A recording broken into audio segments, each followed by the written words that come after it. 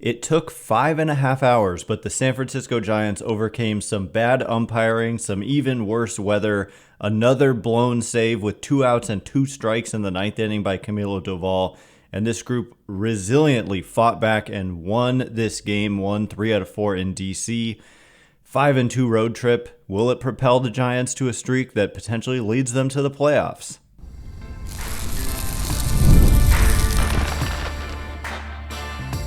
You are Locked On Giants, your daily San Francisco Giants podcast. Part of the Locked On Podcast Network, your team every day. Hello and welcome to Locked On Giants, part of the Locked On Podcast Network, where it's your team every day. My name is Ben Kaspick, and on the show we provide daily episodes Monday through Friday talking about the San Francisco Giants in a way that's data-driven and rational, but also simple, passionate, and accessible to all. I'm a former contributor for the baseball statistics and analysis websites Beyond the Box Score and Rotographs. I've been podcasting about the Giants since 2015, been hosting this show for over 5 years, and I'm a lifelong Giants fan. Thank you for making Locked On Giants your first listen every day. We're free and available wherever you get your podcasts, including YouTube, so check us out there if you have not already, and please hit that subscribe button wherever it is that you're following the show. This episode is brought to you by Prize Picks, the easiest and most exciting way to play daily fantasy sports.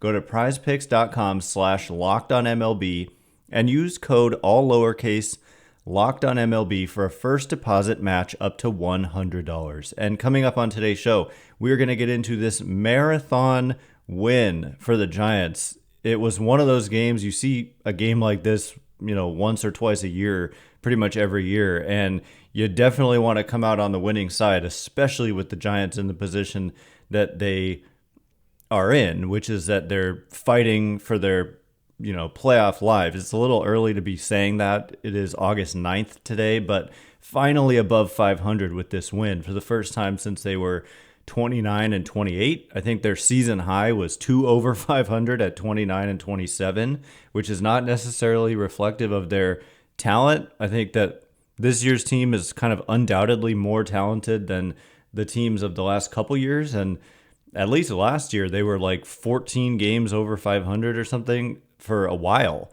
Then they kind of treaded water, and then they fell back and ended up below 500 on the season. But this, to be only 2 games over 500 as your high point, this team has the potential to continue to play well and pull away from that 500 mark. So good to see them get over the hump, but it wasn't easy. This game was a total marathon.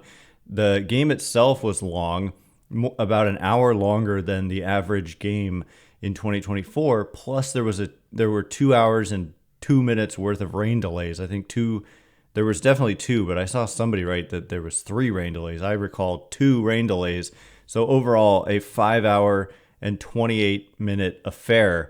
And for the Giants to come out on top was just enormous. And it took everybody. It took a good start from Kyle Harrison, who went 4 2/3, allowed 2 runs, didn't walk anybody. That was big for him. Came back after that first rain delay. So I think it was 50-minute rain delay initially.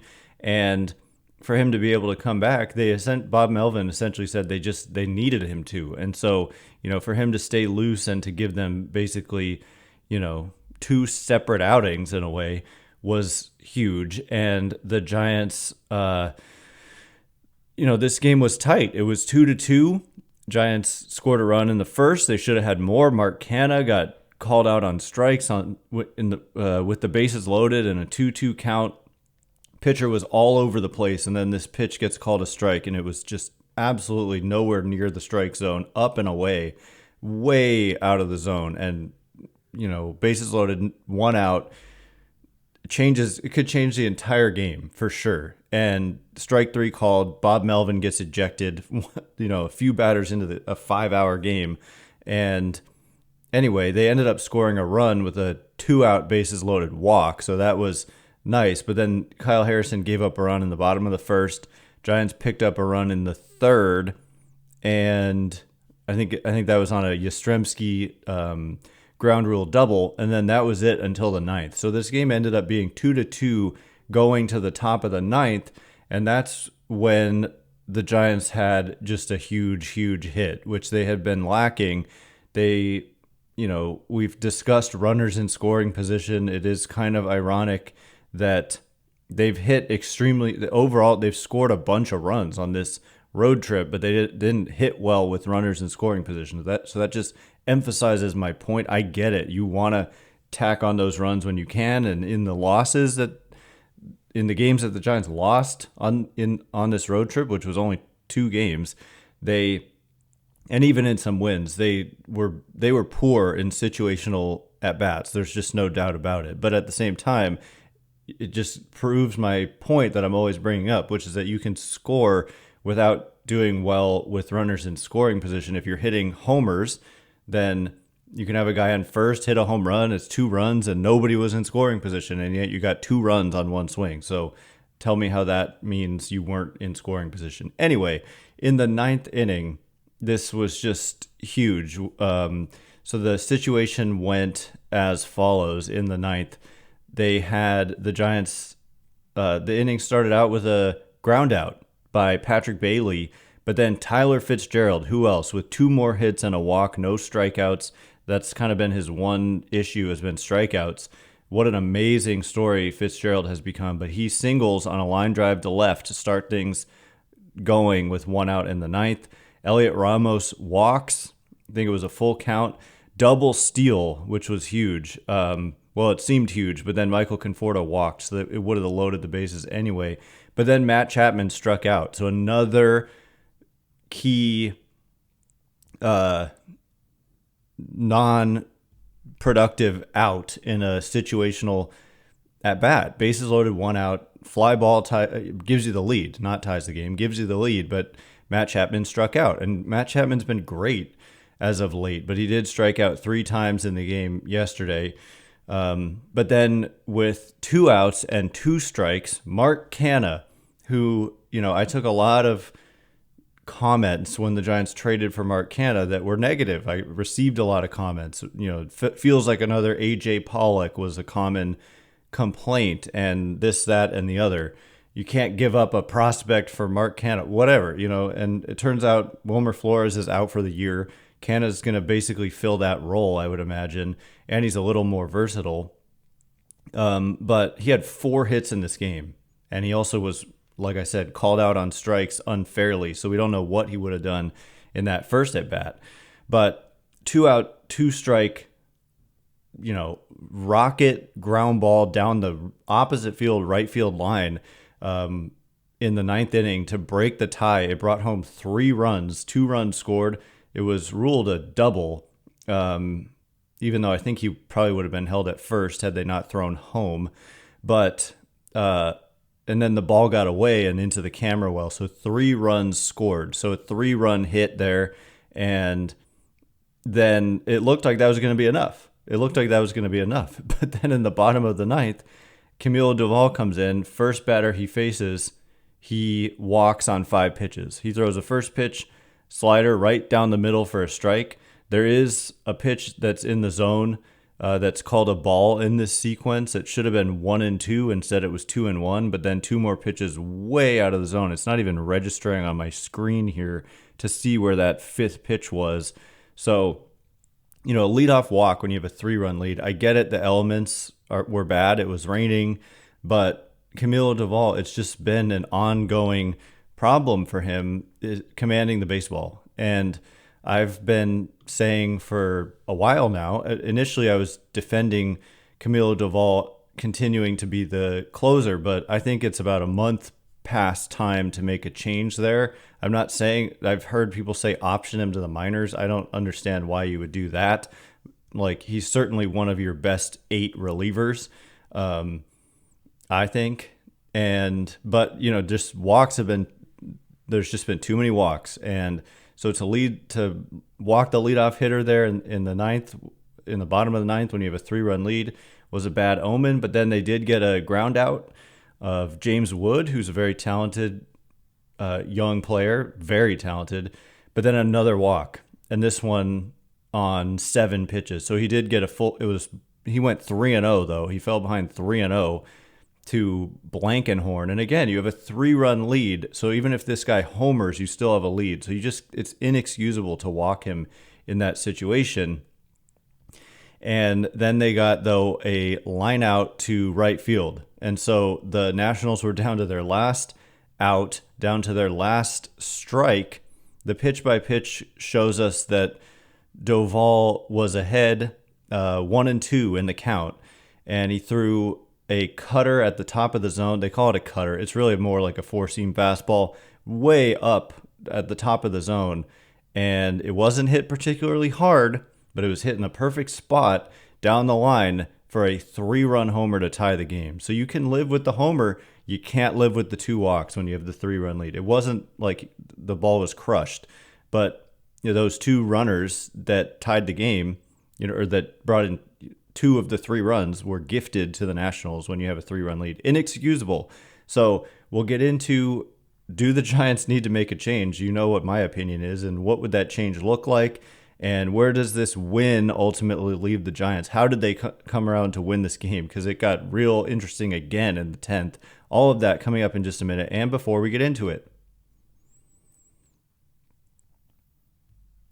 Today's episode of Locked On Giants is brought to you in part by Liquid IV. Get hydrated with electrolytes, essential vitamins, and clinically tested nutrients from the #1 powdered hydration brand in America, because baseball and summer go together like Liquid IV and indulgent hydration. The benefits, there's just so many, like staying hydrated while traveling, going to summer festivals, or after a night out. And you can blast off with the iconic summer flavor of Popsicle Firecracker, a festive blend of citrus-fueled lemon lime, tart cherry, and raspberry flavors. Find all your favorite flavors on their website, from acai berry and lemon lime to pina colada. Tear, pour, live more. 1 stick and 16 ounces of water hydrates better than water alone. Always non-GMO, vegan, gluten-free, dairy-free, and soy-free. No more thirsty summers when you indulge in hydration with Liquid IV. Get 20% off your first order of Liquid IV when you go to liquidiv.com and use code MLB at checkout. That's 20% off your first order when you shop Better Hydration today using promo code MLB at liquidiv.com. Today's episode is also brought to you in part by eBay Motors. Passion, drive, and patience. The formula for winning championships is also what keeps your ride or die alive. eBay Motors has everything you need to maintain your vehicle and level it up to peak performance. Superchargers, roof racks, exhaust kits, LED headlights, and more. Whether you're into speed, power, or style, eBay Motors has you covered. With over 122 million parts for your #1 ride or die, you'll always find exactly what you're looking for. And with eBay Guaranteed Fit, your part is guaranteed to fit your ride every time or your money back. Because with eBay Motors, you're burning rubber, not cash. With all the parts you need at the prices you want, it's easy to make your car the MVP and bring home huge wins. Keep your ride or die alive at ebaymotors.com. Eligible items only. Exclusions apply. eBay Guaranteed Fit only available to U.S. customers. All right, here we go. We're going to get into the rest of this game. I mean, I'm just like breaking down this game because it was such a marathon and such a compelling game, and one that the Giants absolutely needed to win based on what I just described with that 9th inning relief off the bat of Mark Canha, and then just utter letdown off the pitch of Camilo Doval. Thanks again for making Locked On Giants your first listen every day. For your second listen, enjoy the Locked On MLB podcast. Host Paul Francis Sullivan, a.k.a. Sully, is here daily to provide national expertise with his trademark humor and help you get ready for the MLB playoffs here in the dog days of summer. Prepare for the Fall Classic with Sully, who has it all covered every single day on Locked On MLB. Available on YouTube or wherever you get your podcast, part of the Locked On Podcast Network, your team every day. And a reminder, you can catch every pitch of the Giants' hometown broadcast with SiriusXM. Just download the SXM app and search the word Giants. So, the rest of this game and where it leaves the Giants, with the fact that they're 1 game over 500, they had a 5-2 trip. What is their record? Where do they find themselves in the standings. Is it doable? Is it doable to make the postseason? Because all you got to do is get in. Somebody on MLB.com, they just put up a story about it's playoff long shots that can shock the world. So that's obviously a little bit of a hyperbolic title, but they say this was written on August 8th, so yesterday, and it says, on this date in 2023, the D-backs odds of making the playoffs per Fangraphs projections were 17.4%. They wound up in the World Series. On the same date in 2021, sub 500 Cardinals were a measly 1.4% before making a run to a wild card spot. In other words, as long as there's a chance, there's a chance. And so I thought that was timely because it does highlight the Giants as one of the teams that can be one of these playoff long shots that can, quote, shock the world. But the D-backs are a great example. Last year, they were basically in the same kind of position the Giants are in now, and they did end up winning 84 games and going to the World Series. And so, you know, if you get in, you have a shot, especially with the rotation the Giants have. I mean, imagine Blake Snell pitching like he's been pitching, plus Logan Webb, plus whoever else is pitching well, going number 3 for you. That's dangerous. No team wants to see that. So we'll get into where they are in the standings, but I want to finish up getting into this game. So the Doval situation, to me, it is past time that I'm not saying punish the guy, send him to the minors. I'm not on board with getting all bent out of shape about Doval's struggles. I mean, he obviously feels worse than anyone. He's obviously not trying to walk all these batters. He's been very good. I mean, his career ERA is 3.18. His career fielding independent pitching, which does take walks into account significantly, is 3.18. And so it's kind of like some regression, perhaps, where he was beating his peripherals before, but, you know, in the big span of his career versus the little, you know, smaller sample of this season, things have evened out to the point where the ERA and the fielding independent pitching are exactly the same at 3.18. And so that's always nice and tidy when they align like that. But, you know, before this year, his career high in walk percentage was 10.5%. And this year it's 14.3%. Last year it was 9.3%. So that's just been the difference, I would say. Also, he's allowed a 339 average on balls in play, which is much higher than his 304 career average in that category. Probably too many get-it-in pitches, just lack of command. I mean, so, you know, but to me, he's one of your 8 best relievers, so I don't understand the idea of optioning him. You know, just pitch him in lower leverage situations to let him get right would be my take on it. And in the meantime, you have one of the best relievers in baseball, it would appear, in Ryan Walker. I know they like to utilize Walker in high leverage situations in the middle to late part of the game. So I get they don't want to lose that, but he's just been so good. ERA 2.24, expected ERA 2.95, fielding independent pitching 2.73. Walk rate is 5.6% this season, again, compared to 14.3% for Doval. So about 3 times, you know, less likely to issue a walk. Not quite, but almost in any particular plate appearance. And so anyway, I just think like these games are critical, and it's been consistent for Doval. He got in trouble in the 3rd game of the series as well, but got a key double play. I mean, crucial double play to get out of it. That 9th inning in the 3rd game started with a hit by pitch on 1 pitch when the Giants once again had a 3-run lead, and then a single on a 2-2 count. Okay, so at least he was in that count. And then he got a ground out on a 2-2 count. And then he walked a batter to put on 5 pitches, only 1 in the strike zone. And so, you know, walking the bases, there was 1 hit and 2 walks. You just can't live with the 2 walks there. And then he got a double play on the first pitch. So anyway, you just can't have the walks, and it's been happening way too consistently. But so the Giants ended up going to the top of the 10th. It didn't look like it lined up very well for them in the sense that they had two lefties starting off the inning, and Mike Yastrzemski and Brett Wisely against a lefty on the mound who has been good against lefties. But the Giants got to him in a strange variety of ways. There was talk about a game of inches. It started out with Yastrzemski putting a good swing on the ball in a 0-2 count on a pitch that was off the plate away. Kind of hit a hard ground ball up the middle, but there was a defender there, and Gerard Encarnacion, even though the ball was to his left, it was kind of just to his left, and he broke for third. I don't mind the aggression there, but if you get thrown out, then it's a really bad situation to be in.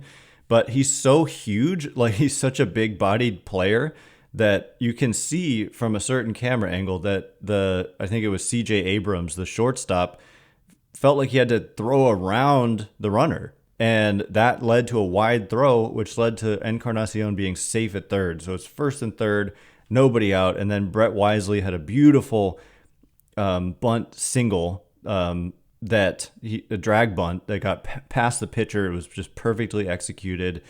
Easy score for Encarnacion. And then there was another bunt by Patrick Bailey. I believe it was a bunt, yeah. And the third baseman just dropped the ball. They would have got the force out at third.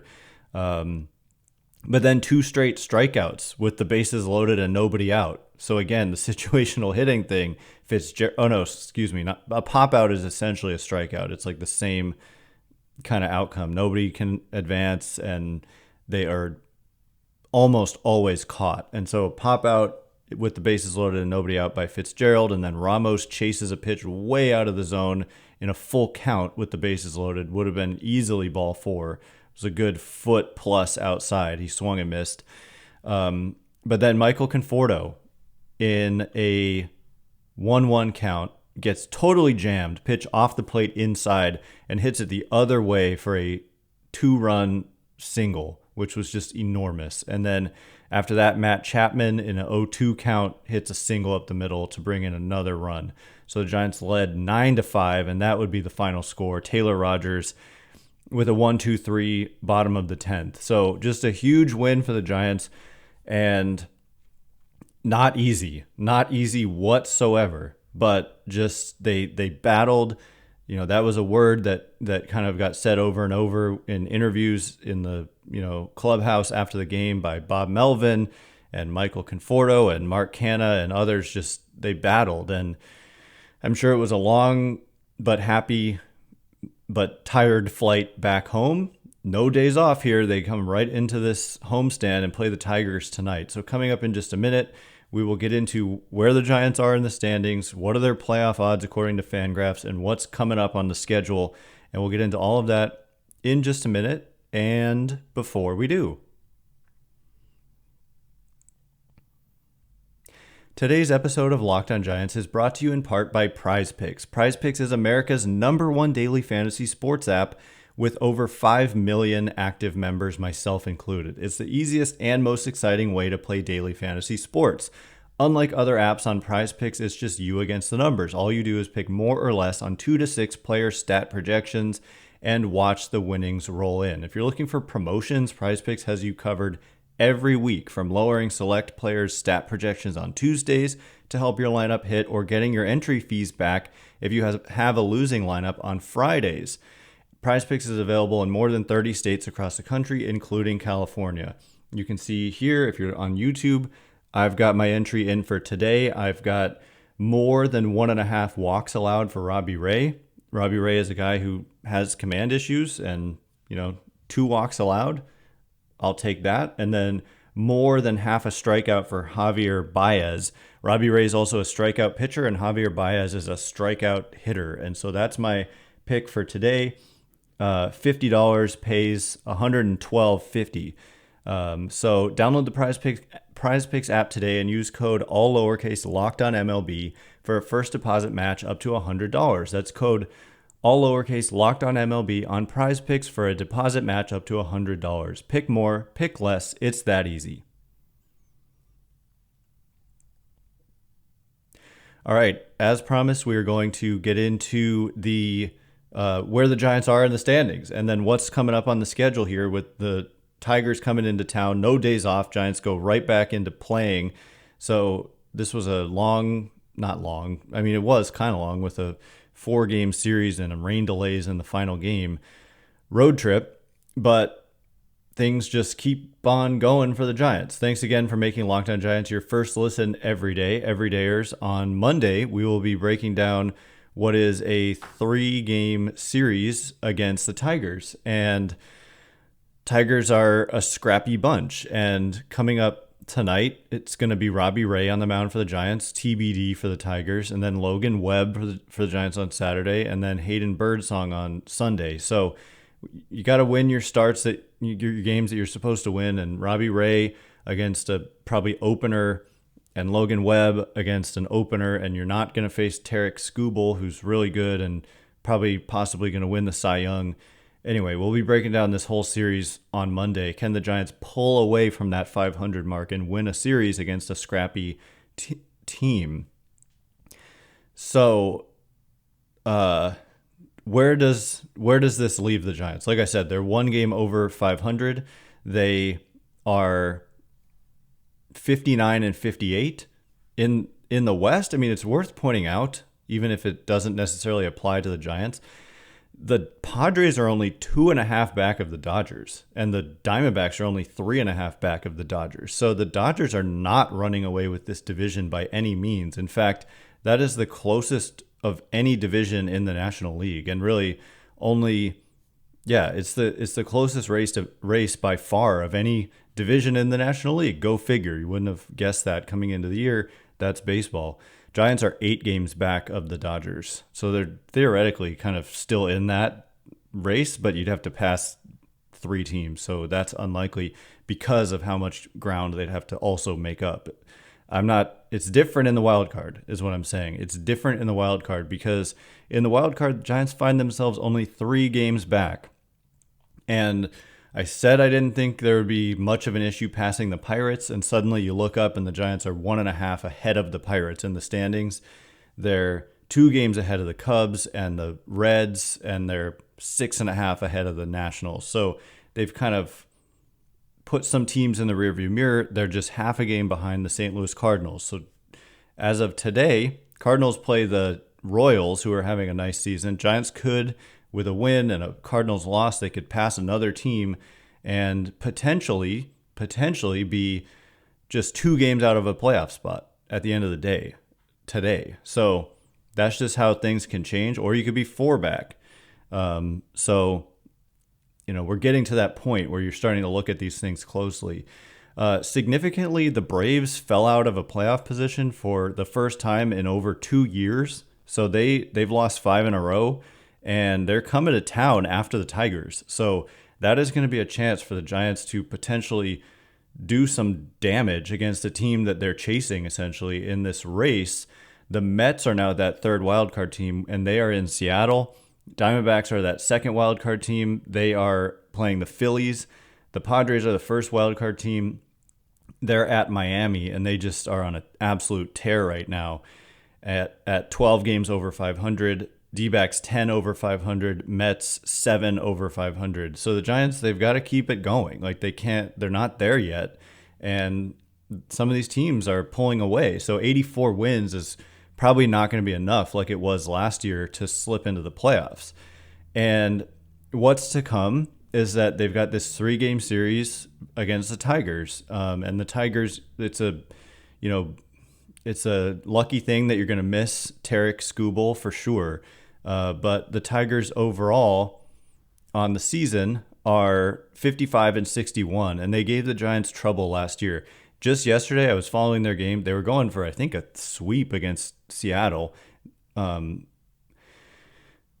Seattle being a pretty good team too, and they blew a 3-run lead in the 9th, or a 2-run lead they gave up a 3-run double by Mitch Haniger with 2 outs and I think 2 strikes to lose that game. So Tigers coming off a brutal loss yesterday. They're 29-30 on the road, so they've been a good road team. They've played worse at home. But this team, like I said, gave the Giants trouble last year. So not an easy task to face the Tigers, but one that, a team the Giants need to take advantage of, especially because after that, the Braves come into town, and that's a 4-game series and no days off. Like, when's the last time the Giants had a day off? It was, I guess, one day before that road trip began on the 1st of August. And they won't have another day off until the 16th of August after Tigers and Braves are done. And then they, quote unquote, travel to Oakland, and then they play 3 at home against the White Sox. And so it's like medium difficulty Tigers. I don't know quite how to evaluate the Braves. I think they're a good team, but they're not playing well right now. And then the A's and the White Sox. So it's they're not going to leave the Bay Area for another 2 weeks essentially. And then it's just to go to Seattle and then an off day and then Milwaukee. So anyway, this is still the part of the schedule you have to take advantage of. Got to take advantage of the Tigers because you don't know what's going to happen against the Braves. And then you do play better teams in Seattle and Milwaukee, but then you also play the Marlins after that at home. And then the schedule gets tougher in September, but a lot of games against the D-backs and Padres, and also the Cardinals to finish out the year. Another team that currently is in that race, but 6 games apiece against the D-backs and Padres. So and 4 games left against the Braves. So the Giants will have their chances to play some of these teams that they're chasing currently in the standings. So anyway, that is all the time we have for today. Thanks again for making Locked On Giants your first listen every day. Now go check out the Locked On MLB podcast. Prepare for the Fall Classic with Sully, who has it all covered every single day. You can find the link to Locked On MLB in the description of this show, so you don't need to search. Part of the Locked On Podcast Network, your team every day. Also, a reminder about Postcast with Eric Engel right after the Giants game. Check it out. Locked On Sports San Francisco on YouTube. Check it out right now. Hit the subscribe button. Hit the bell notification button. He goes live after the games, including when they're in season, the 49ers and Warriors as well. And so you're not going to want to miss that. Hit, Locked On Sports San Francisco on YouTube. And then the Postcast Giants feed gets put onto the Locked On Giants feed, where you find this show as well. Everywhere but YouTube. It'll say Postcast in the title. Just a heads up about that. Once again, my name is Ben Kaspick. Check me out on Twitter at Ben Kaspick, Kaspick. If you like this show, please consider rating it or leaving a review. It helps me out so much. So thank you in advance, and thanks to everyone who's done so already. Have a great weekend. I can't wait to be with you again on Monday. Thanks again for listening. You are now Locked On Giants.